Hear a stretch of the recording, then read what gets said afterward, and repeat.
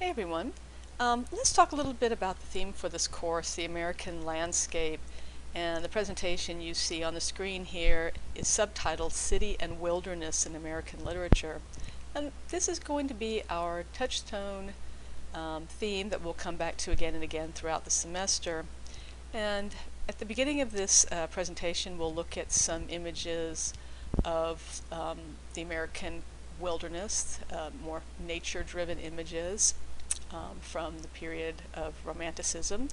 And then we'll move into a more contemporary with Maggie, the first novella that you guys are going to read, and look at how we move into a little more realistic look at the city in America. So let's begin. So here we have Thomas Cole, who is an important American painter, and we're going to see several themes reiterated as we go through these first few paintings.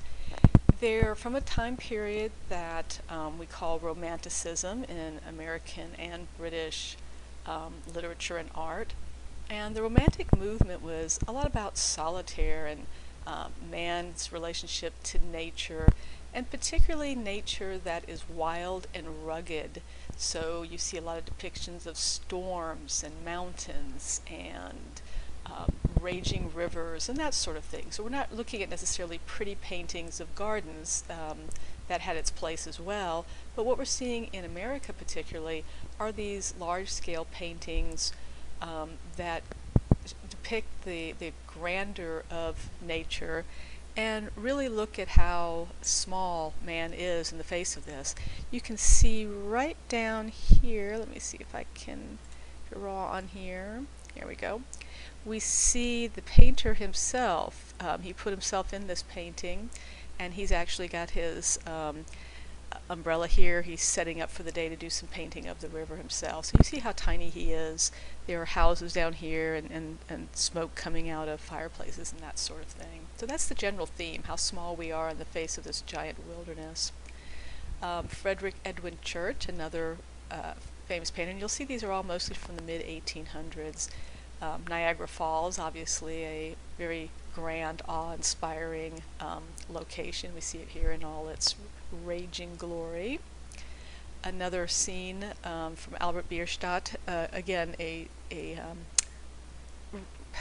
painter from what they called themselves were the Hudson River School. They did paintings of nature, but along the Hudson River as well in New York. But this one is obviously set in the Sierra Nevada mountains in California. And again, we have, and they're kind of overdone, right? That's sort of the style of the period.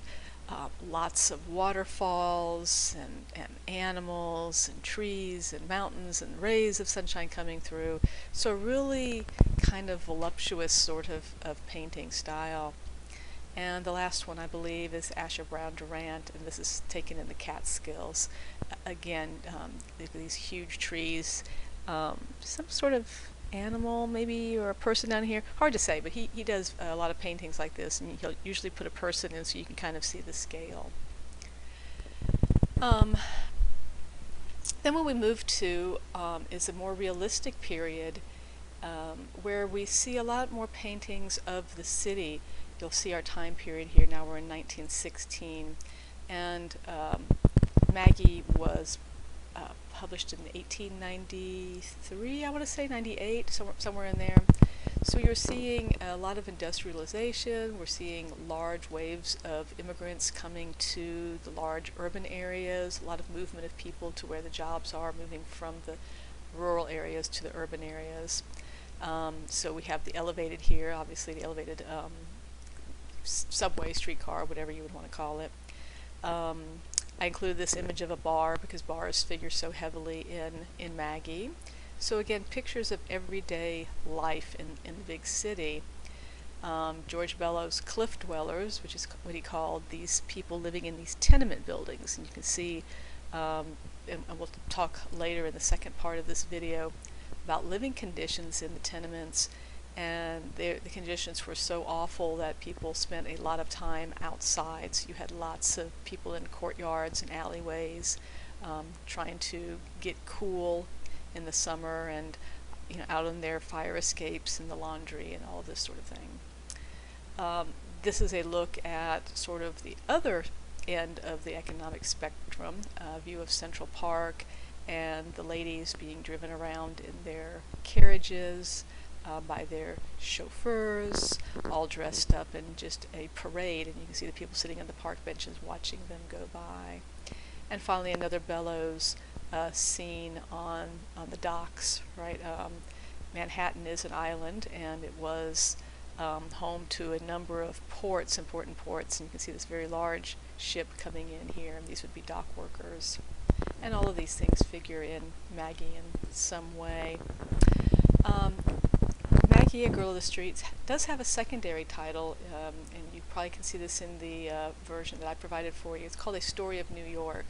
So the novella, and we call it novella because it's too short to be a novel, but it's too long to be a short story. So the novella is much about the city and the city's influence on its inhabitants as it is about the characters, sometimes even more so. We don't learn as much about Maggie as we do learn about her surroundings. And the areas and locations in the novella are based on real places in the Lower East Side of Manhattan. A lot of sources for Maggie, things that we believe influenced Stephen Crane to write the novella. A lot of clergymen like Thomas DeWitt Talmage wrote sermons that denounced the slums and how dangerous they were, with varying points of view about the people who lived in those slums. Those people who felt like, mostly immigrants, of course that's why these tenements were being built so rapidly in such shoddy condition, is to house the large numbers of immigrants coming in. So some feeling like the immigrants weren't being treated fairly and their poverty was not their own fault, and an equal number of critics on the other side who believed that if you were poor, then you brought it upon yourself and you deserved to live in those conditions because it was your own fault that you were poor. So a lot of big urban areas such as Chicago and New York were appearing as characters, big indifferent characters. And we'll talk about naturalism in week 2, and talk about how the universe looks, the universe as a character looks upon the characters in the book. And we'll talk more about the personality of cities at that point. But the city is often like an antagonist. It's another character who is, often aggressive, but just as often indifferent to the plight of the people in their environments. And I'm going to stop here, and we'll go on to our second part, looking at the tenements themselves.